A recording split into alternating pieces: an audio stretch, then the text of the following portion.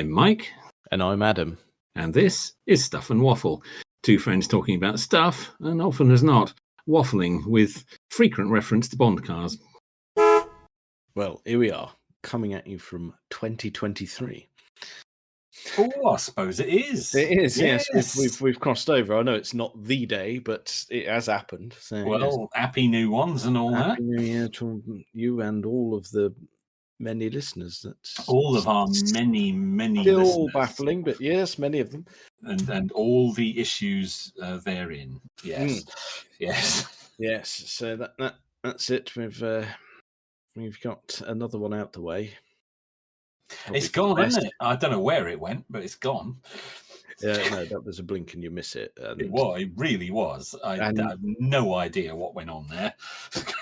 It was one of those ones where you started the year going, "Oh, this year will be different." Fuck. You say that every year. Every year. Oh, have we achieved any of them? I'm still fat. That didn't happen. I've expanded horrifically in the past several weeks. Yes. Well, as we touched on only moments ago off podcast, 5 roast dinners in 5 days. Yeah, that's not helping. No. We did, however, have some car changes in 2022. We said goodbye to our Fiesta and we welcomed our Puma. Oh yeah, you did that. That's on topic for us. That is. Oh no, we acquired a van. Exactly. There you go. Yeah. Well, I don't use it, so that's why I've forgotten about it. No, it's fairly irrelevant to you, but it is nevertheless there. Yes. It is there. It's often on the driveway. So yes, that's good for us because normally we're quite static. We have completely failed to do our mini Puma comparison that we promised everyone, but we'll get there. We'll get there. Yeah, well, a clutch will play on that really. So yes. Yeah, the mini wasn't working right for a little while, was it? So, no. Yes. It's the clutch it still needs replacing, but the fluid has been bled slightly, and it's eked it out a little bit. Yes. But I still wouldn't be confident in putting it up for a comparison test because I'm fine driving it because I'm used to it. But put someone else in it, that's just a bit cruel. Well, it's not very fair on the individual or the car, really, because it's just going to come out as the verdict as well. The Puma was all right, but the Mini was rubbish, which isn't very fair. No, so that will happen, but I'm very much getting my money's worth out of the clutch at the moment. Yeah, you're eking that through to the last little bit of meat that's spinning around in there. Yes. Yeah, I get the feeling that will bite me in the arse at some point. But it's just going to go, isn't it? Yeah, and that'll be that. Your progress will be very limited. Yes, that's fine. I accept that. If it could do it on a local journey, I'd be all the more grateful for it. So. I mean, if it could collapse either at home or in the car park at work, that would be ideal. Because you can go inside and keep warm while you wait for the 10 hours for them to come and get you. But no, I'm not. Because you're not with the RAC, are you? So that'll be all right. Yes. No, so that's fine. I'm terribly sorry, Rob. I really am. That's ridiculous. I didn't mean to bring that up. It's obviously painful memories for you there, chap. Yeah, I don't. It's not a name and shame podcast, but that is fucking abysmal. Yeah, it is, isn't that? That's not on. You cannot leave somebody in the snow by the side of the road for 10 hours with a car that will not move. No, unimpressed with that. That is not on. I would be kicking up a stink about that. I'd certainly be wanting my money back. Yes, they can shove their annual fee right up their arse. Well put. Yeah, Yeah, I'm sorry to go potty mouths on that one, but that was unbelievable. I was not happy with that. It wasn't even me who was stuck. You weren't even there. No, that is not on. That just simply is not on. I mean, what is the point of them if that's the best they can do? No, not on. Not at all. No. Right. We've got housekeeping start with, haven't we? We've got some stuff to take care of. Yes, We have. Right. We promised after our failure of the MG website and their configurator that we would both spec up an electric Mini. We've actually pulled our finger out and done it. We have done it. I rather enjoyed doing it, actually, because it's quite a good configurator. Yeah. No, trouble is, I'm used to sitting on the Porsche site and going into the nth degree, whereas the Mini one was quite refreshing, going, all right, there's a few options, but I don't have to spend all day on this. I think not too much, not too little, really. I mean, the Porsche website does go a little bit too far. That's your opinion. Yeah. Yes. I think, I mean, it'd be nice if there were a few more bits and pieces in certain areas, but I thought it worked rather well. Yeah. Yeah. So we haven't really thought how to do this, have we? What's the best? I haven't given it any thought at all. No. Okay, so well, I'll tell you what then. Yeah, go on then. Right, what I've got here is if I skim through my summary, I can go right. First off, which one did you pick? That's a good place to start. There's four levels of Mini. So I think what we'll do is we'll do which level of Mini did you pick? We'll go exterior options, interior options, whether you selected any packs, whether you selected any options, and whether you opted for any of the charging extras. That's probably the best way to deal with it. Well, that also follows the order that it is in the configurator, so we can follow along. That's what I'm thinking. I was thinking, right, okay, we spec'd one up, then gave it no additional thought, but we'll do that. Okay, so we'll do that, and then we can end with our final price, which will be interesting. Yes, that's true. Yes. Okay, then, what level of Mini did you select? I selected the 3. Interesting.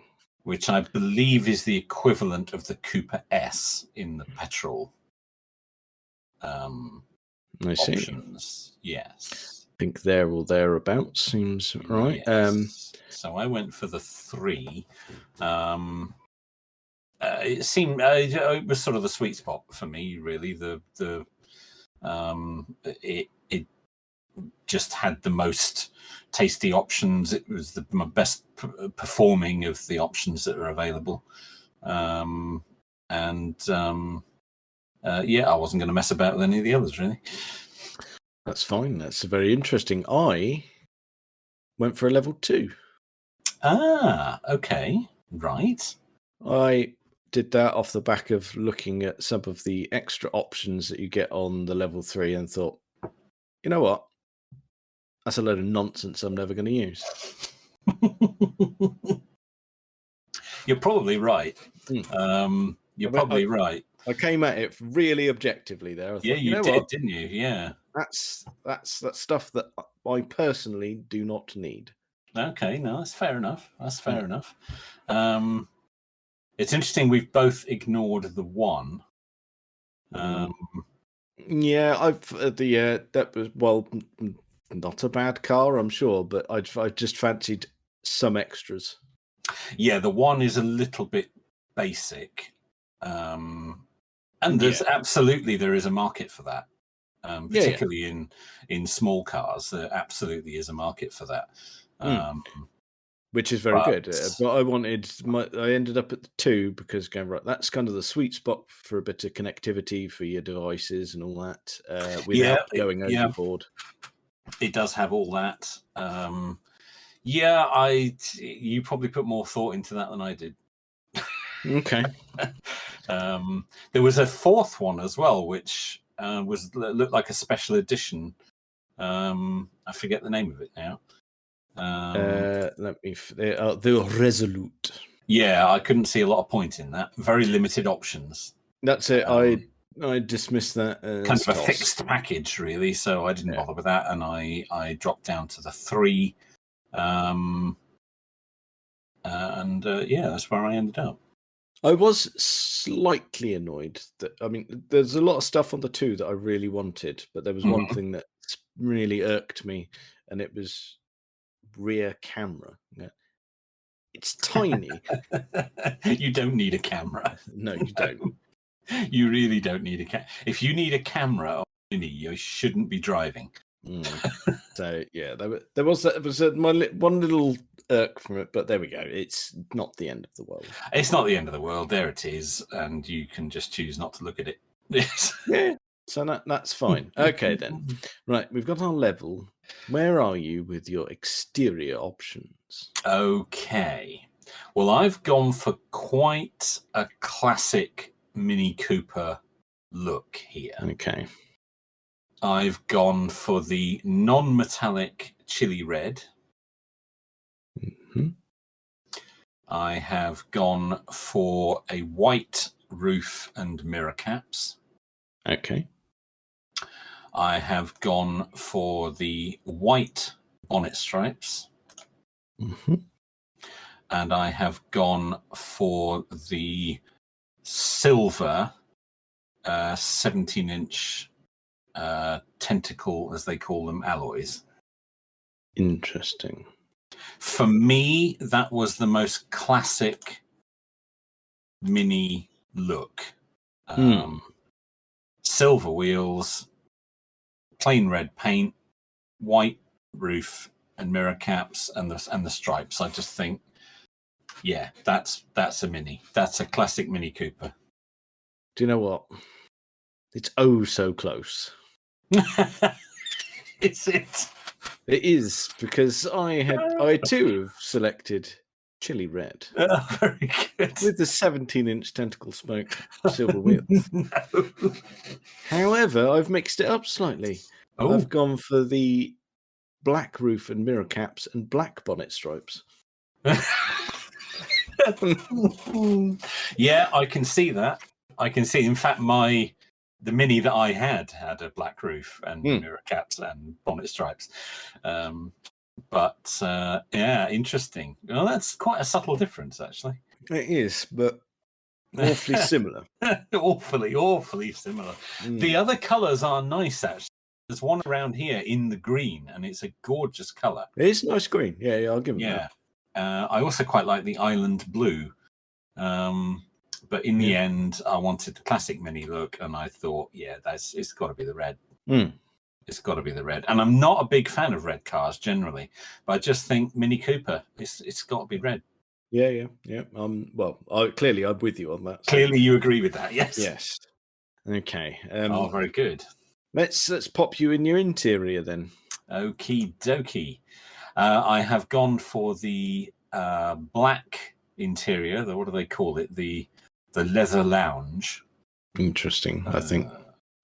Dear. Yeah, gone for the black interior. And in fact, I don't know if this is just on the 3, but the piano black trim on the interior. You don't have any choice about that. That's the only option. Okay, so that's very similar, actually, because I too have the interior trim in piano black. Mm-hmm. But I went for the what they call the cloth leatherette. It's still black, but it's a bit akin to what's in our Mini outside, where there's quite a lot of cloth, but there's a bit of fake leather here and there. So well, again, my real Mini that I had that, but again, I think it must be on the level 3. I can only choose leather. I don't have a cloth option. I think you are correct on that. Yes. It is.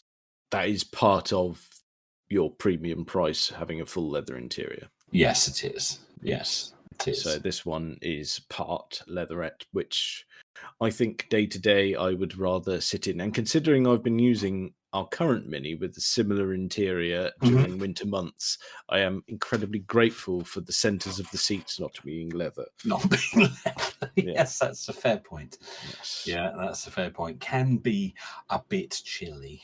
Yes. Especially if you get in it with nothing on.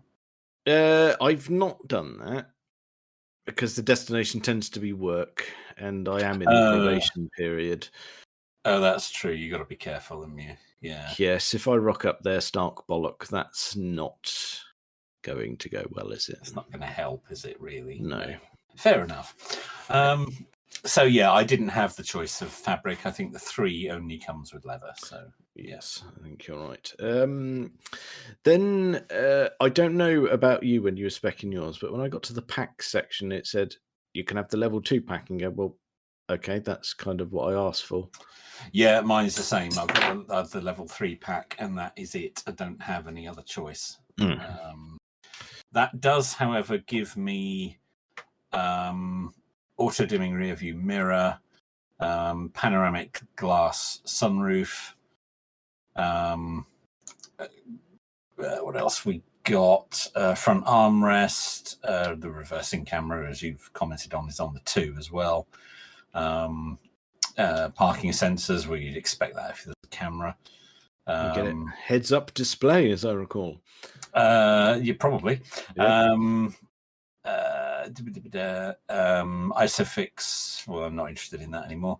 What else we got? I got a Harman Kardon surround sound audio system.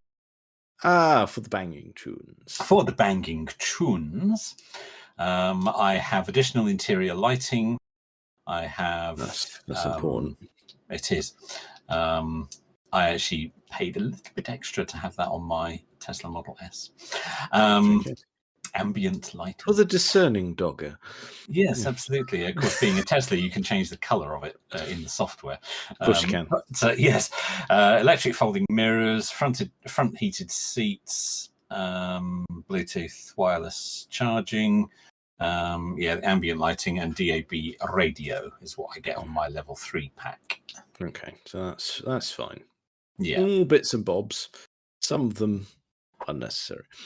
Yeah, they probably are, but I thought, well, I'm not going to muck about here. Just give me the top pack. Yep, that's fine. So that is what it is, really. Like you say, not a lot of choice in the mix there. No, not really.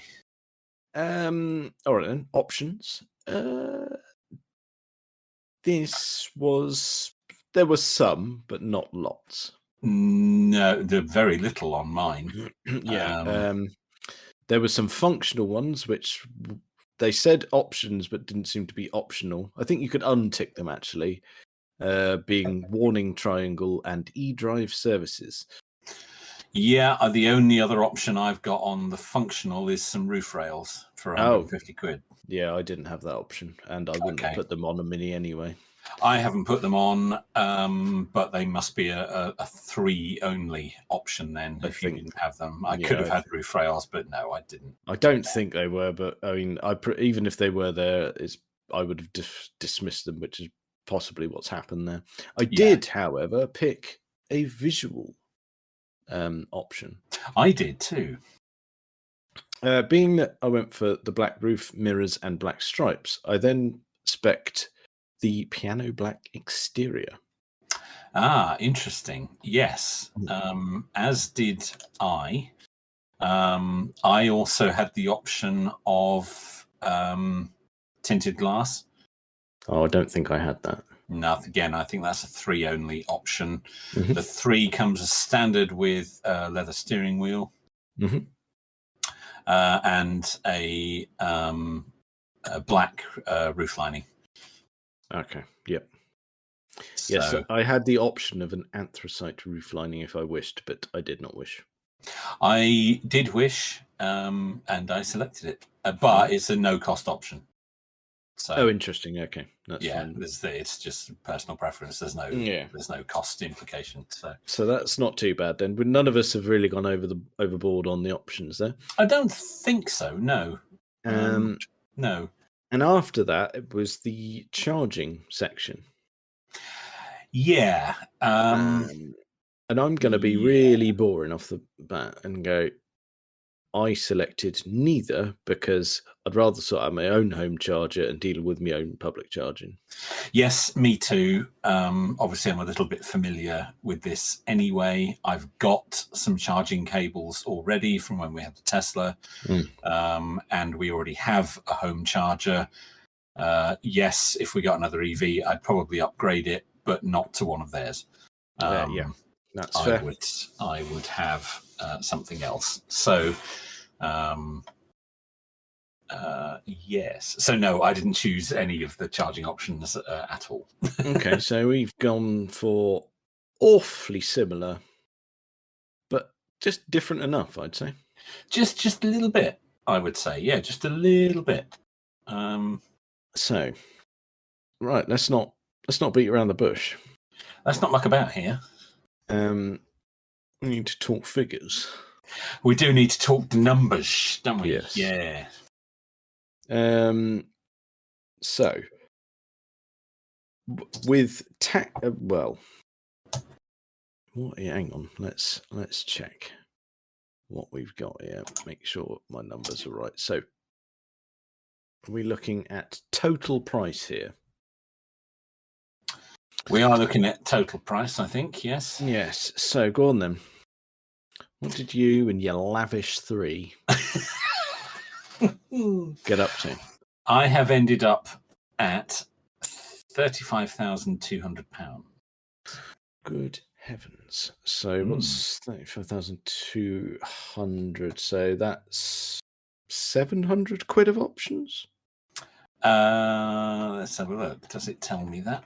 Because I think yes, because your starting price 34 and a half. Starting price is starting price 33,920, and yes, £700 worth of options. Oh, okay, there you go. Right, so so my final figure is 31,450. Oh, so having the 2 does save you quite a bit. That is a noticeable saving. I've gone in there and thought, right, you know what, this would be me going to the showroom. I've given it thought. I looked at the options and went, you know what, that's me there. I don't want basic. I want a bit extra. Yeah. But I'm happy with that. Yeah. You're yeah. Well, I can't afford it, but it's neither of us is doing this. No. Unfortunately, although once again we have specced, well, certainly visually almost identical. But I just think as well, if people go, oh well, my quoted range is 142 miles. Yeah, what's my quoted range? And people go, oh well, that's rubbish. And go, like we said the other day, I could drive to and from work every day for, I think I worked out, I could do 3 weeks without even plugging it in. And that would still be a buffer on 142. Well, essentially, mine's come out at 141. Why there is 1 mile difference, I don't know. So they're the same in the real world. Yes. When Mr. Richard Simons, who you may find on YouTube, who's the chap who sold my Tesla for me, the independent EV dealer down on the South Coast, he had an electric Mini a little while ago. He'd taken it as a part exchange and he ran it for a little while. Mm-hmm. And he exceeded the expected range several times. Okay, so they've been conservative then. Yeah, I think so.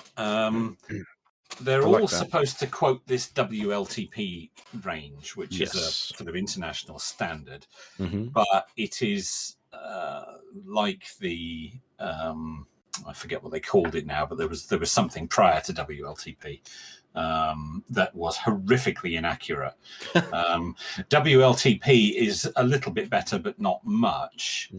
But I think you treat it the same way as you treat fuel consumption figures on a piston car. They're not to be trusted. Oh, nonsense. Yeah. Absolute nonsense. That's not specific to EVs. It's absolute nonsense in the petrol and diesel world as well.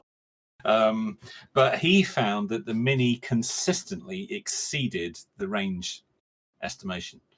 Yeah. He did a number of quite long journeys. It charged very quickly, and it did more on a charge than it said it would on more than one occasion. So that's nice to know. Its range isn't that competitive. We've touched on this before. it isn't. But It's a small electric car, which are not plentiful, I'm afraid. they're not plentiful. Its range is about the same as which is another small electric EV. Pretty much everything else on the market has considerably higher range, but the Mini has very much been optimized for handling and performance, not range, because that's what the Mini is all about. So, but someone doing local mileage could have a fantastic car that is chuckable as well. Oh, absolutely. I wouldn't put people off it. I need to know what you're buying. You know, if you need a motorway cruncher, then you're not going to buy a Mini, are you? If you want something that's going to do 300 miles plus on a charge, the Mini's not the car. You say that though. If you were going to say, right, okay, I do actually need to do a motorway journey, and it be it not every day, there's no reason you couldn't. No, absolutely. Certainly, whichever direction you go in the UK now, you will find some chargers within the range of this car. Yeah. So that's certainly not the issue it would have been even a couple of years ago. This could be someone's foot in the door. It could. That's true. It could. I'll tell you what, I am going to do a really ham-fisted segue. Yeah. Okay. Because we've done our Minis, we've summarised. We both like them and we would have them in an instant. Yeah, we've said that we both like Minis. We said that these could be a foot in the door. You could almost call them a gateway drug. You could. Which brings me less than delicately on to another topic that I wanted to touch on in our New Year's episode. Oh, yeah. Which doesn't relate to cars, I'm afraid. But it does relate to James Bond. Oh, that's all right. Yeah, so there we go. Yeah. Those are our two... Marvellous. Our two pillars that we've... The two cornerstones of this podcast. Yeah, that's it. Yeah.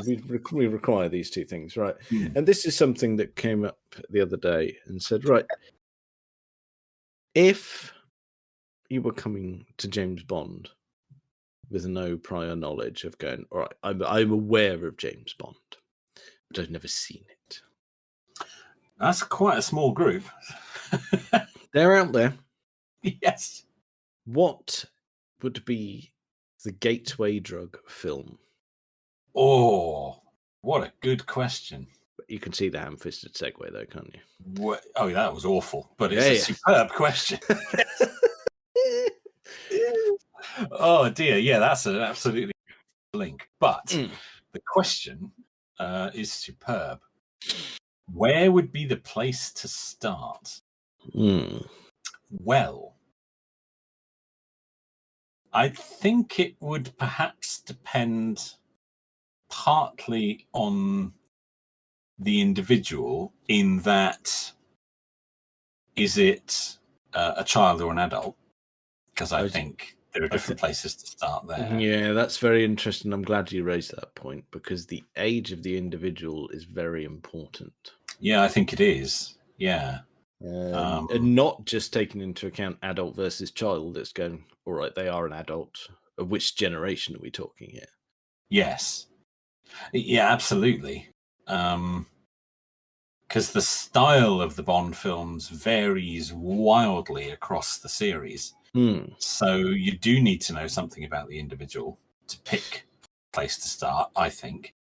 Okay, so right, let me throw something out there based on a lot of the stuff that you see on the internet. When anyone goes and says, right, best Bond film, which is the one I should watch first, blah, blah, blah. There's always one that you clearly see towards the top, if not at the top. Yeah. And it's Goldfinger. Goldfinger. Yeah. Yeah. But is it the correct answer?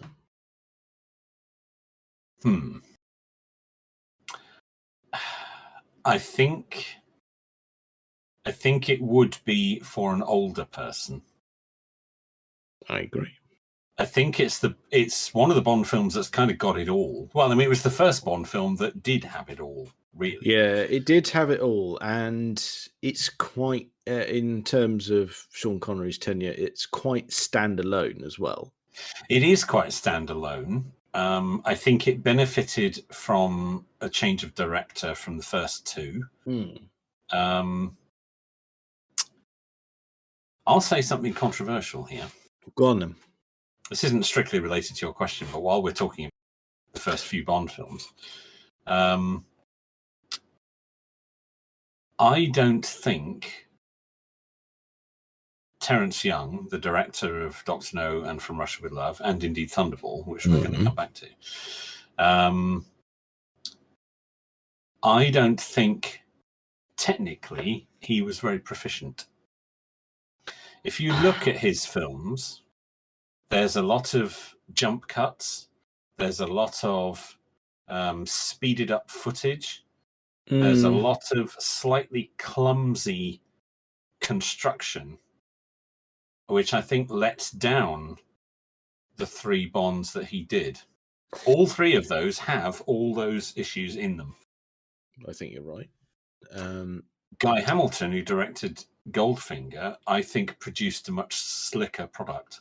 Yeah, and I think I would agree on all counts there. I think the reason that Terence Young doesn't get picked up on any of that, and the reason his films were a success, is because of it was well written. Yes. But B, it was such wonderful escapism for that era. Yes, it was, and it was very fresh, and it was the kind of the first of its kind, coming out of the post-war years.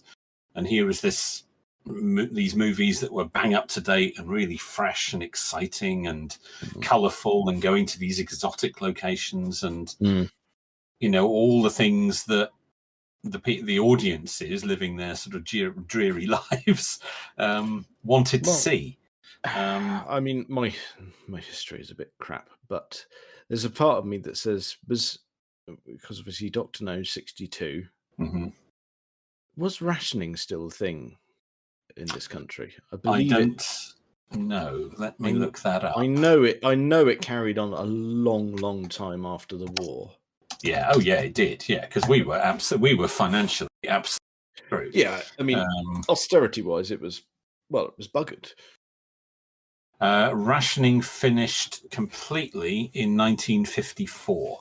So it was long gone by the time Dr. No came along. But that's not to say just because rationing had finished that there was a lot of money in the country. No. It wasn't an affluent place. The war effort really, it destroyed the economy essentially.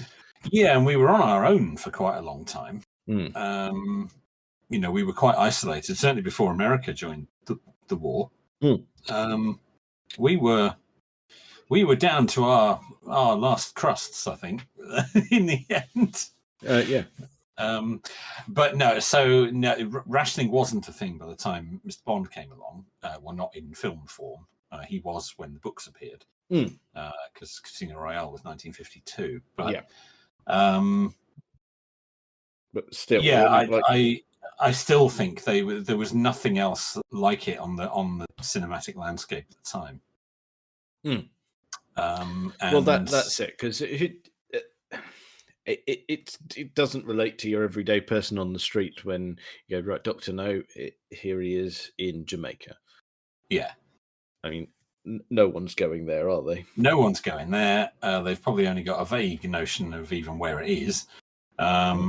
But here's Mr. Bond. We first see him gambling in a casino. Lovely ladies.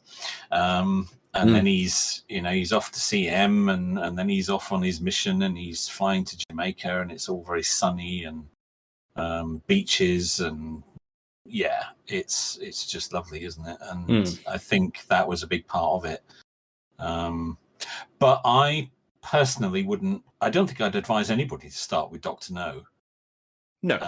That, I mean, I'm not discrediting it. It's a fantastic film. Yes. Oh, yes, it is. But the first two, they were very much trying to find their feet with it. The style hadn't quite been set.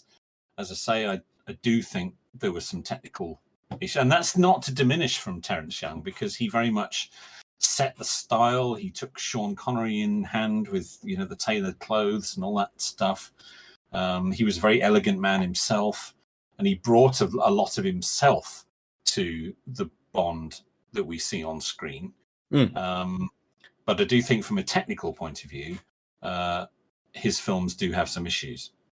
Yeah. Goldfinger doesn't have those issues. Guy Hamilton was as I said before, I think he just produced a polished product. So yeah, for an older person, I would not have a problem with Goldfinger being the place to start. It has got it all, really. It does. Like you say, I think an older person, yes. I think you and I, if we were picking our favorite Bond film, I think we come out of the same place, which I also don't think is the ideal first film. If you are referring to On Her Majesty's Secret Service, I am. It's not the place to start. You need to know something about the character for that film to make sense. It is superb, but it's not the place to start. It's not. And I think, all right, we've discussed Goldfinger. We think, maybe for an older person, that could be a starting point. I tell you what, I think could be the middle ground that we're looking for potentially, and I just want to put it out there now, would be The Spy Who Loved Me. Yeah, that's a good shout.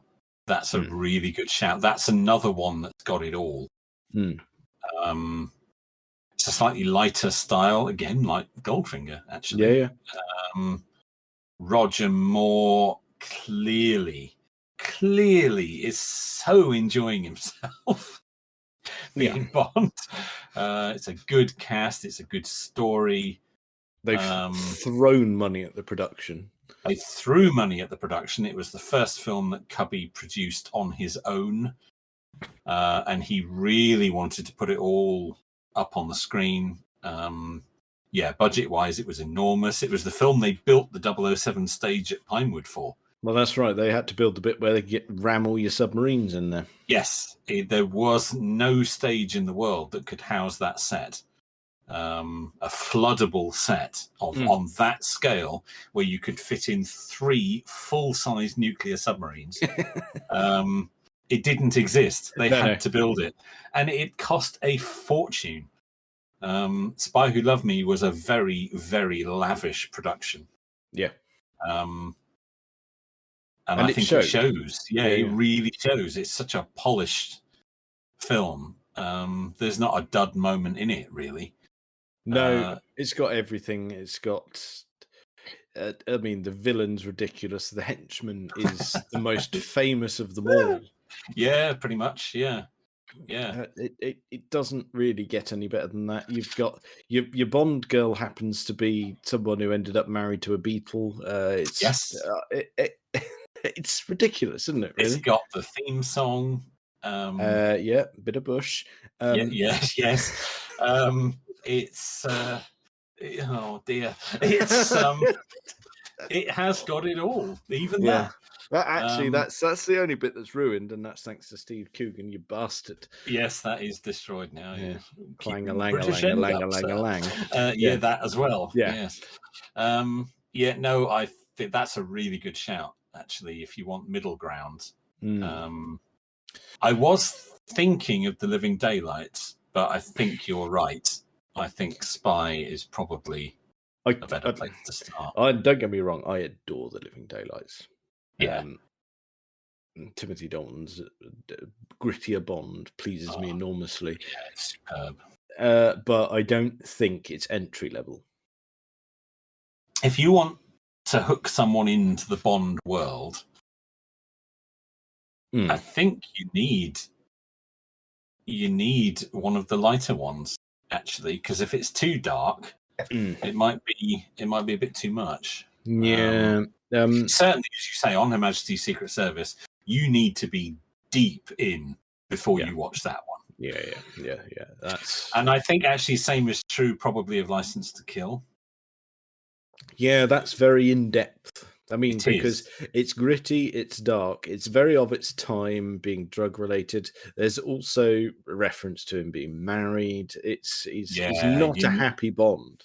It's not a happy Bond. He's very much a damaged man at that point. And you need to understand the relationship with Felix as well. And No, it was that wonderful balance of going, this is based in a really sort of lavish part of the world where there's a lot of money. Yeah. And you got your Miami, your Mexico. Well, not Mexico. Isthmus There's City. not a lot of money in Mexico. Isthmus City, which was just bankrolled by drug dealers. Yes, then that's fine. But there are cities like that. Oh yeah. And which is why it was exist, so. of its time. It was perfect. It is very late 80s, isn't it? Yeah, it's very much of its time. That's not the place to start. No. And I would say that you probably I hesitate to offer this as an entry-level Bond option, but possibly Tomorrow Never Dies. Interesting. And that's not one of my favourites by a long way. I know you're not a massive fan of it. Actually, I was going to go with GoldenEye. GoldenEye would probably work equally as well. Yeah, fresh start. I think that Brosnan doesn't get enough credit for what he did. With GoldenEye, no, he doesn't. Not for any of his tenure, to be honest, because he took it to Hollywood levels. Yeah, he did. Yeah, he did. I think it helped that he was already well known in America. Probably better well known in America than he was over here, actually, at that point. But you have to think, if we come back to this age thing, and you go, right, anyone who is early 30s or younger, Brosnan is their Bond. Yeah, it's true. We all are a little bit locked in time with the first Bond that we saw. For me, it was Roger Moore. For me, it was Roger Moore. But you think of that time, not only were they new films, but the Brosnan films weren't certified too high. So children of that era could actually see the new Bond films. I think they were 12s, weren't they? Yeah, or whatever, they 12A type thing. So that as long as you were accompanied, you could see it. And in fairness, GoldenEye wasn't horrifically violent or anything like that. No. I saw GoldenEye at the cinema when it first came out. In fact, GoldenEye was the first Bond I did see at the cinema. Interesting. I think I'm probably the same, actually. Yeah, because I was too young to see License to Kill. But then there was this off. Yes, yeah, as was I. But then there was this huge gap. Yeah, and that was it. I mean, the only bugger is where we live. It took several weeks for a film that was brand new to arrive, and it wasn't until The World Is Not Enough where my dad got absolutely fed up with me in his ear saying, I have to see it on opening night. I have to see it on opening night. He went, fine. And we just drove up the motorway to Taunton. He went, there you go. Stop bothering me.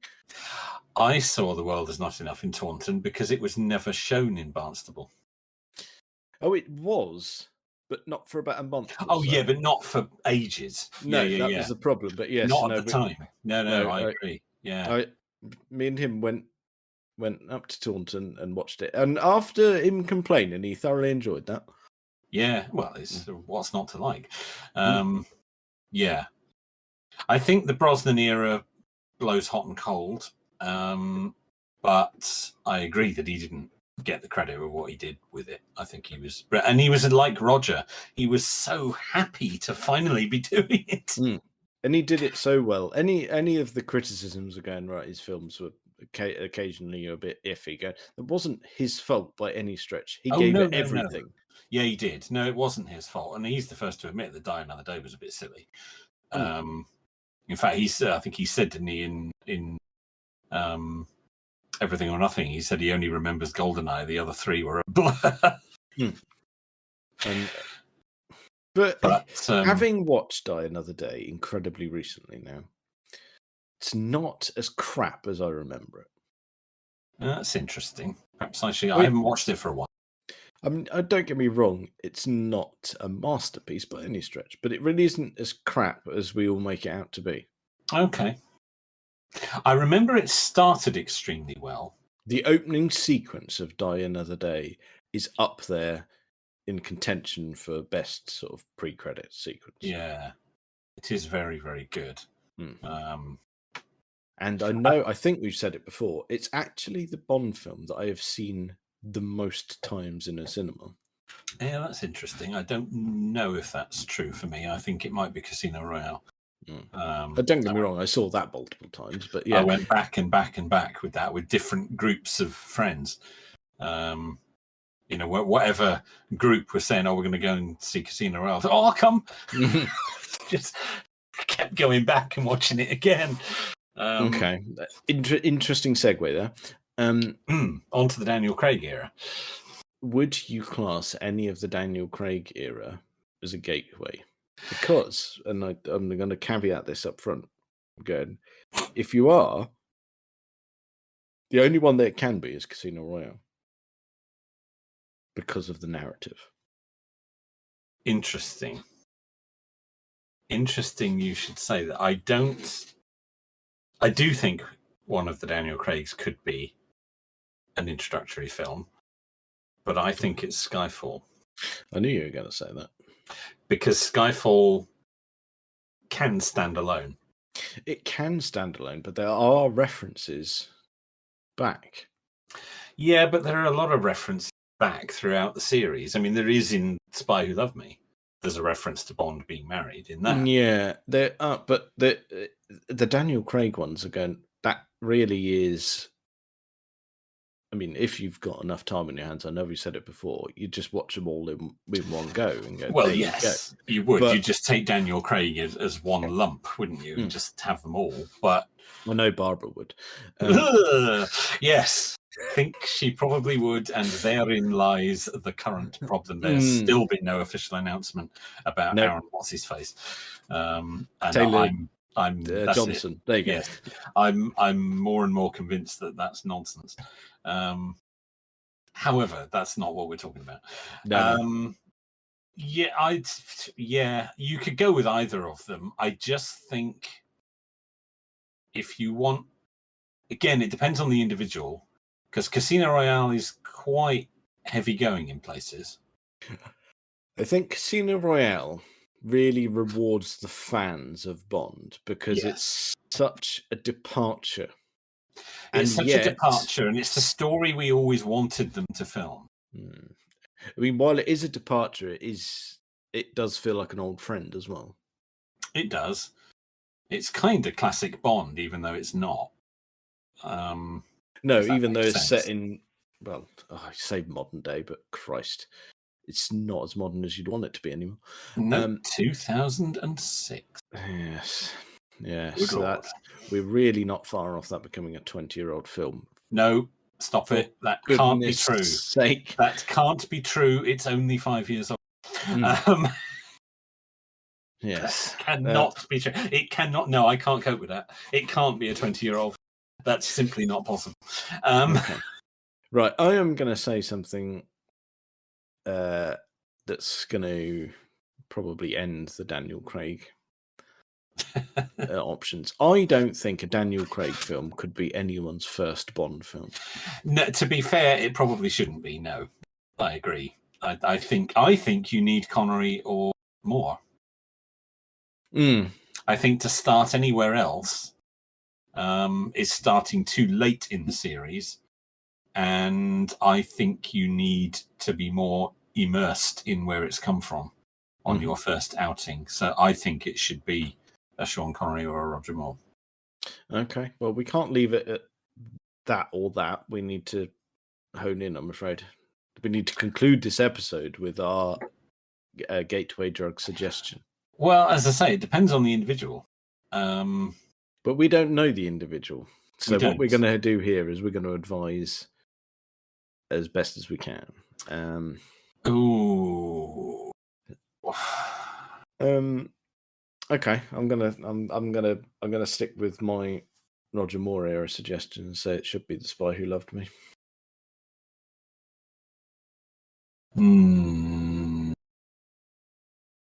Yeah, I think I'll go with that as well, actually. Interesting. I think it's the most accessible for the most number of people. Yeah, and that's the exact reason that I end up with that. I think so. Yeah, and I would happily recommend that to anyone. Yeah, I think you'd be pretty safe with that. And I've never seen a Bond film. Which one should I choose?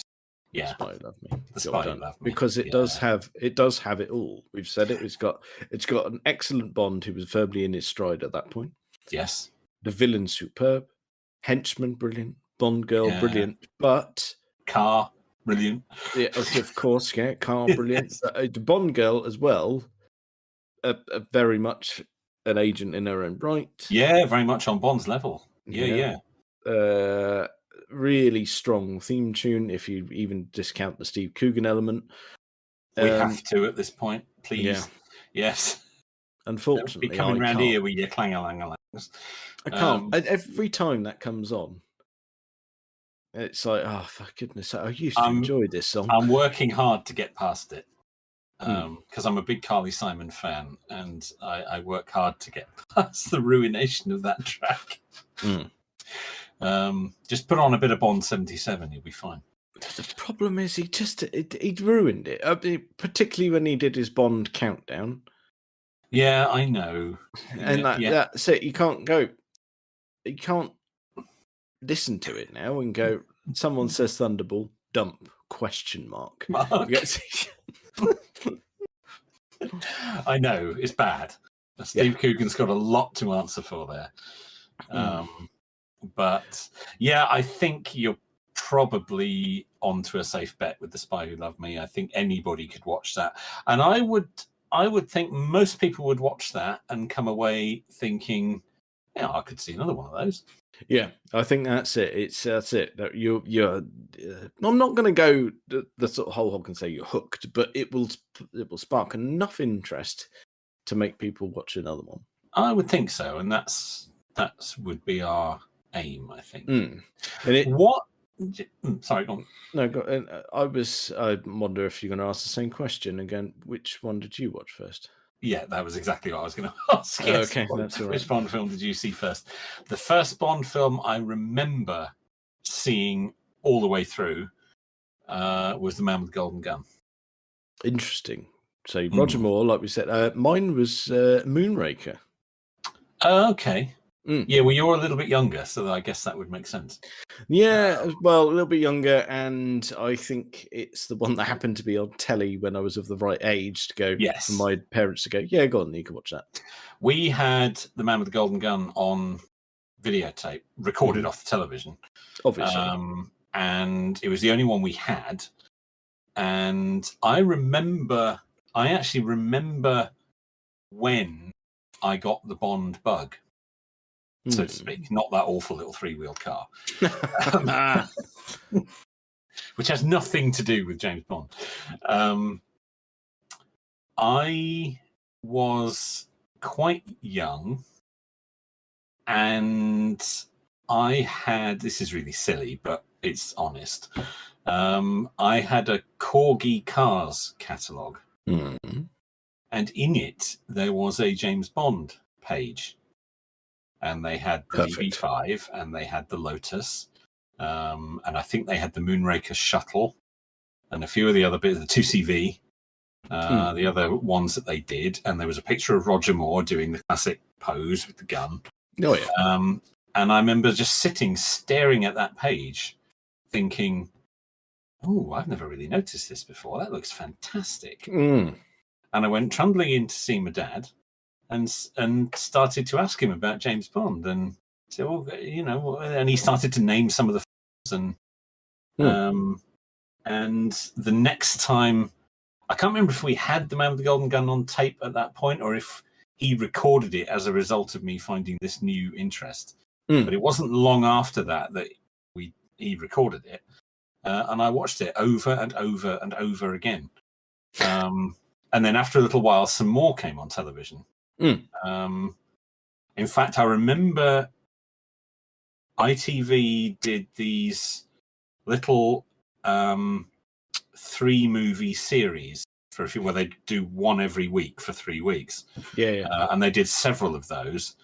And it was the next one that came on was Goldfinger, Diamonds Are Forever, and The Spy Who Loved Me, which actually is a fantastic trilogy. That's a nice trio, that, yeah. Yeah, those 3 go together really well. And I recorded those and watched them over and over again. And just from there, every time one came on the television, I would record it and really get to know it. Sorry, I banged my glass there. It's all right, you're excited, it's fun. I am. This is my story. And that's where my passion for Bond started, and it grew from there. It was a Corgi Cars catalogue which had a James Bond page in it. Oh, that's tremendous. I like that. Because we're very similar in our household. That we had, I watched that first one, and that was happened to be live on telly that evening. I think it may have been over a festive period, even. Right. And off the back of that, Dad said, "Oh, I've got a couple taped off the telly." Okay. Which were we had You Only Live Twice and Diamonds Are Forever, which I inhaled. And then not that long after that, I was with him at work only briefly, and must have been single digits. And he was talking to his boss, and his boss had recently received as a gift the entire box set. Oh, luxury. And that's it. But in conversation with my dad, he happened to mention, he said, "Oh, great gift, and it's really nice on the shelf," because being VHS at the time, obviously, so takes up quite a bit of shelf. Yes. Yeah, looks lovely because it's massive. Yeah. But he'd already bought some of the individuals. Okay. At which point, I don't remember this, but I got told about this. I chirped up and said, "Oh, well, I'll have them." Very good. Yeah, and started to make your own collection. Yeah, so I got handed a stack, not the entire set by any stretch, but a stack of films that I'd never seen.